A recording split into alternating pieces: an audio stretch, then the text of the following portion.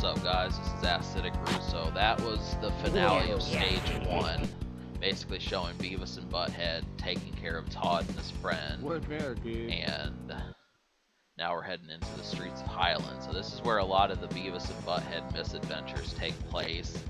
I think you can probably guess who's going to be the enemy. You know, they have the random, the not so friendly neighbor, Mr. Anderson, who, you know, really is just another character that hates Beavis and Butthead. So you get a sense of what they do. I mean, they're not at school flunking out and doing bad. They're making a bunch of their peers and neighbors wind up hating them. So, but you know, truthfully, I haven't ever seen Beavis and Butthead review their music videos. That's something that they do towards the end. They get all knowledgeable about rock and that sort of stuff. I think they've done, you know, this rock that you can remember from '94, like Soundgarden and possibly Alice in Chains, some of those folk. But never watched one. I like the show better. I've seen some comments circulating around that said, you know, Beavis and Butthead just really sucked without those. Like, that was the only thing that they wanted to watch.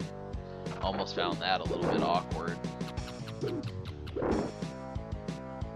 I don't know. I mean, I almost feel like this is better than King of the Hill. I mean, King of the Hill lasted longer, but it also had more. I think Mike Judge put more effort into that one.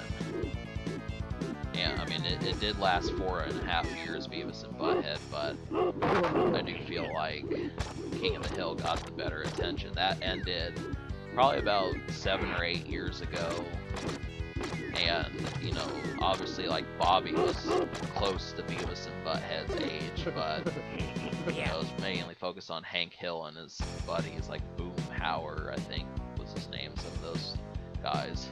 But, I mean, they were doing the same thing that Beavis and Butthead do. I mean, they were always drinking beer in front of some fence or something like that, so, I mean, it's a funny thing about Mike Judge is just the simplicity of them.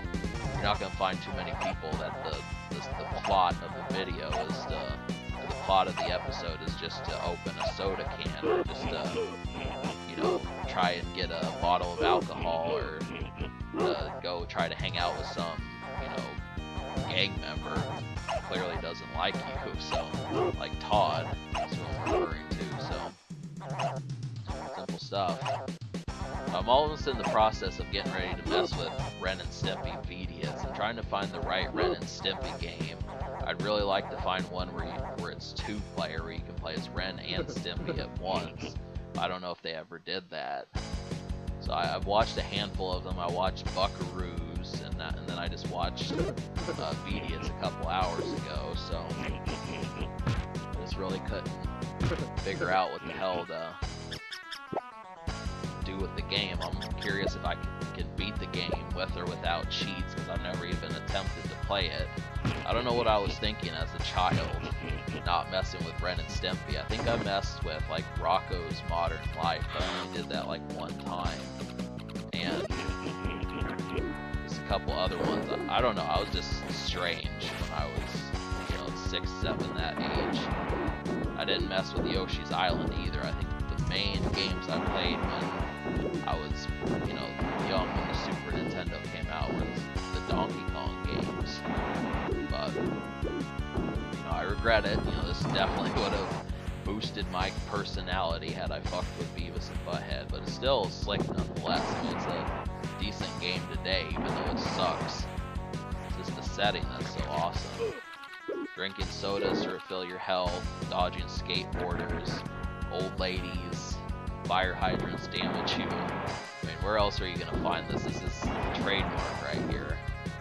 So, it's too bad that Beavis and Butthead, I think I said this last time, but it's too bad that they didn't have any other friends. It would have been real interesting to see some person, you know, if you can think of archetypes, you know, for those who know how to create characters, like what it would have been like if they had, like, this cool friend who, you know, could get places and that sort of stuff, because they always want chicks, you know, so it's like the whole thing.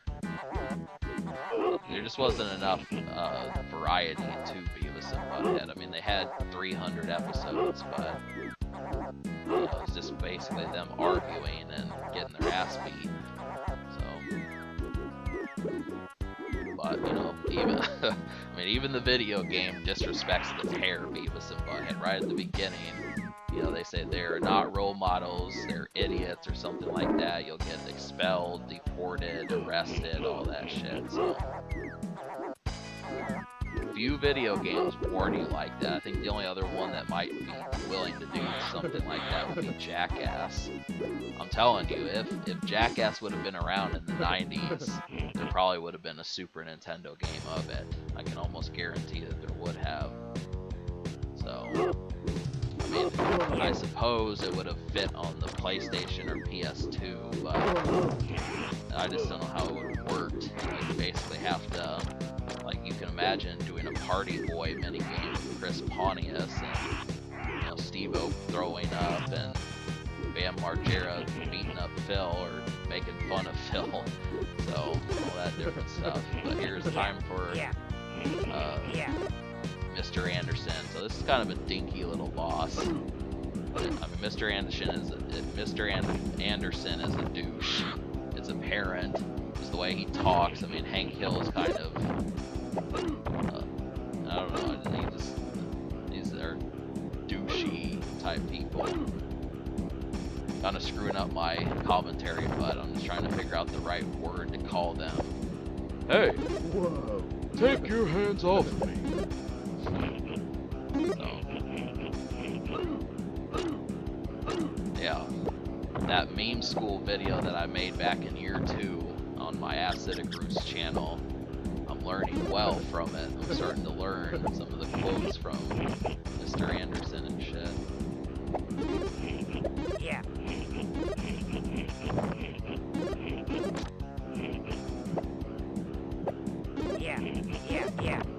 I am Cornholio.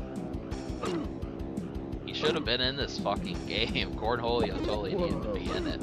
That would have totally been like the most badass thing. You know, he becomes Cornholio, and but obviously, you know, the reason why he becomes it is probably just because, you know, they don't want people getting addicted to pills and that sort of stuff. It's mainly coffee and medication pills that gets him, you know, amped up and that sort of thing. Which, you know, really, I'm surprised that they even allowed that in the show. But I'm not gonna. I don't want them to excise those moments because they did excise some from the original because they used to say fire and that sort of thing. But extra info. Do your research on Beavis and Butthead. The fun facts and random tidbits that you don't know are pretty slick. So, the whole thing about it. And then we're going to play a fishing game, and then that's the video. So this one isn't nearly as long as stage 1 was, but I still wanted to get it taken care of. So, I'm surprised that dog didn't get the hook. That was kind of different. The old lady will. What is she doing? Did she eat it, or what the hell goes on? I don't even know. Alright, it's time for stage 3, which is going to be kind of funny. So, Highland Hospital and shit. So you get a brief little look at it, and the funny thing is even the hospital is falling apart. But alright, subscribe for more fun.